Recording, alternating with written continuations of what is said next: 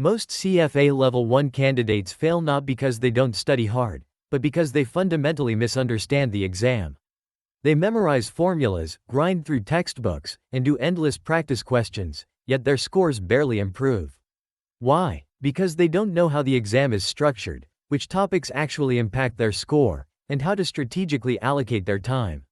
If you're sitting there wondering why your study plan isn't giving you results, you're in the right place. In this video, I'll break down the CFA Level 1 exam pattern in a way no other coach will tell you.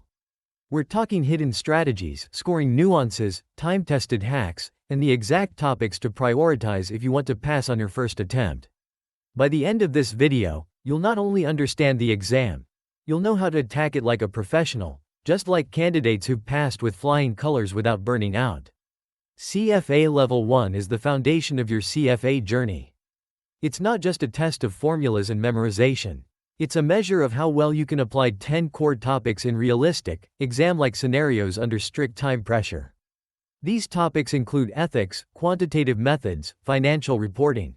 The exam is designed to test application, not rote learning.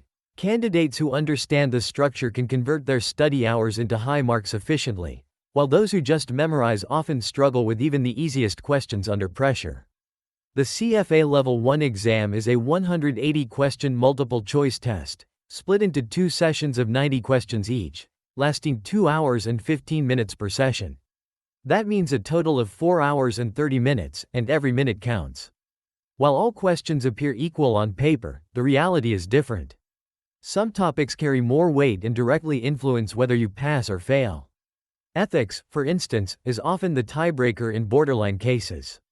Financial reporting, so neglecting it can be catastrophic. Quantitative methods and economics, while smaller in weight, are scoring opportunities if approached correctly. Many candidates make the mistake of distributing study time evenly across all topics, thinking this ensures balance. The truth is, strategic weighting can add 10-15 points to your score without increasing your total study hours. Consider this: one of my students, Ahmed, spent equal hours on all topics, including derivatives and alternative investments, thinking he was covering everything. By exam day, he had mastered the lower weight topics, but stumbled on ethics and financial reporting. His score barely reached the passing threshold. Contrast that with Fatima, who strategically focused on ethics, financial reporting, and high-yield questions in quantitative methods and economics. She ignored low-frequency topics until she had the core down. She passed comfortably with a 78% score on her first attempt. That's the power of understanding exam weighting versus just studying blindly. Ethics represents roughly 15-20% of the exam. While some aspirants dismiss it as theoretical, the truth is that ethics can make or break a borderline candidate. In practice, ethics questions are nuanced, and small mistakes can cost points, especially in cases involving the CFA Institute Code of Ethics, professional standards, and real-world case scenarios. A candidate named Saad ignored ethics for months, focusing instead on equity and fixed income. On the exam, he found several ethics questions tricky and lost crucial points, bringing his overall score dangerously close to failing. The takeaway is clear: mastering ethics early provides a safety net and often decides first-time passers. Financial reporting and analysis is the heaviest topic, accounting for approximately 20-25% of the exam. This is where many candidates panic because it involves complex ratios, accounting standards, and multi-step calculations. But here's the secret: the questions are highly predictable. Those who practice extensively on cash flow statements, income statements, and balance sheet analysis can convert this topic into a scoring powerhouse. A student I mentored, Lena, dedicated focused, timed practice on FRA and learned to identify patterns in questions. By exam day, she answered FRA questions in record time, giving her more breathing room for other topics. Meanwhile, candidates who skimmed FRA and overstudied low-weight topics felt time pressure and stress, often losing points unnecessarily. Quantitative methods and economics account for roughly 8-12% each. Though these topics are smaller in weight, they are highly predictable and formula-driven. Candidates who understand core concepts such as time value of money, probability, hypothesis testing, and basic macroeconomic principles can quickly accumulate marks. A unique case involved Bilal, who scored exceptionally in these small weight topics and, combined with his ethics score, passed the exam even though he neglected alternative investments almost entirely. The lesson here is that mastering small weight, high accuracy topics is often as impactful as overstudying heavy weight topics without precision. Equity and fixed income both hold approximately 10–12% weight each. Equity questions often require understanding company analysis, valuation, and market concepts. Fixed income is formula-heavy but highly structured. Many aspirants get caught up in memorizing formulas without practicing application, leading to avoidable mistakes. I had a student, Noor, who spent weeks memorizing equity valuation models but failed to practice enough multiple-choice questions. On exam day, she misapplied a simple price-to-earnings ratio question and lost critical points.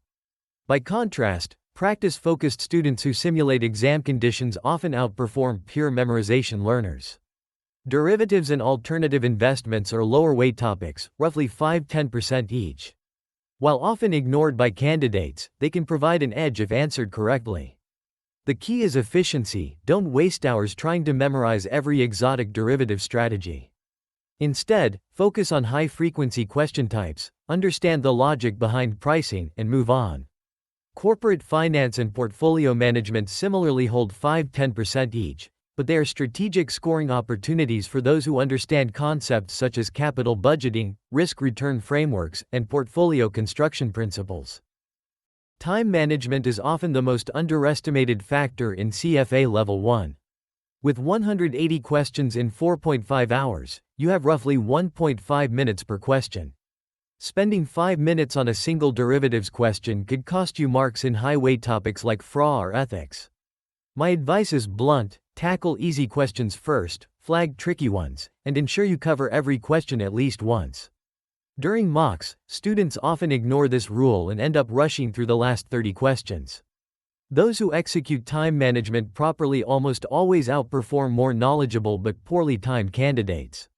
One of the most critical aspects competitors skip is exam psychology. Misreading questions, overconfidence in low-weight topics, and last-minute panic can destroy scores. Take the example of Rehan, who mastered alternative investments and derivatives but neglected mock exams and ethics review. On exam day, he misread 2 ethics vignettes and lost points that could have elevated him to a comfortable pass.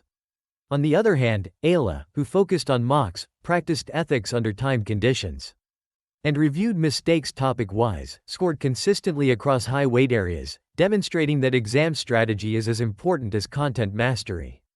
Mock exams are your battlefield simulations. Take at least 2–3 full-length mocks under real-time exam conditions. Treat them seriously, track mistakes, analyze by topic, and revisit weak areas. A common mistake is reviewing questions randomly or obsessing over memorized errors. Instead, calculate where marks are dense and focus efforts accordingly. One student I coached, Hassan, ignored mocks entirely and relied on theory alone. He passed by luck. Meanwhile, students who systematically used mocks passed confidently and often scored higher, even if they had less raw study time. CFA Level 1 is not about cramming formulas. It's about strategy, weighting, and efficient execution. Focus on ethics and financial reporting first, as they are both high impact and predictable. Allocate precise, timed practice to quantitative methods, economics, equity, and fixed income. Keep low-weight topics on standby for second-pass questions but don't obsess over them. Always simulate exam conditions with mocks, manage your time ruthlessly, and use mistakes as actionable data. The exam rewards smart allocation of effort, not volume. Here's a practical blueprint. Start your preparation with ethics and FRA, dedicate focused blocks to quantitative methods and economics, interleave equity and fixed income practice, and touch on derivatives, alternatives, portfolio management, and corporate finance last. Always practice full-length mocks monthly, review mistakes topic-wise, and measure progress by accuracy and speed, not just hours studied. Treat ethics like your insurance policy, FRA like your scoring engine, and mocks as your strategic rehearsal. If you implement this approach, you're not just studying, you're strategizing. You're ensuring every hour you invest directly translates into marks. This is how first-time passers operate, not by grinding endlessly, but by knowing exactly where to focus, how to pace themselves, and how to exploit scoring efficiencies. Passing CFA Level 1 on your first attempt is not about luck, it's about smart planning, execution, and understanding the exam mechanics better than most competitors. If you want more actionable CFA strategies, including topic-wise study hacks, last-minute tips, and step-by-step guidance to pass the CFA exams on your first attempt, check out our CFA platform. Click the link below to access free resources and start mastering the exam with clarity. Follow CFA by Education Bench for proven strategies that no one else teaches, and let's make your first time pass a reality. If you want more actionable CFA strategies, including topic-wise study hacks, last-minute tips, and step-by-step guidance to pass the CFA exams on your first attempt, check out our CFA platform. Click the link below to access free resources and start mastering the exam with clarity.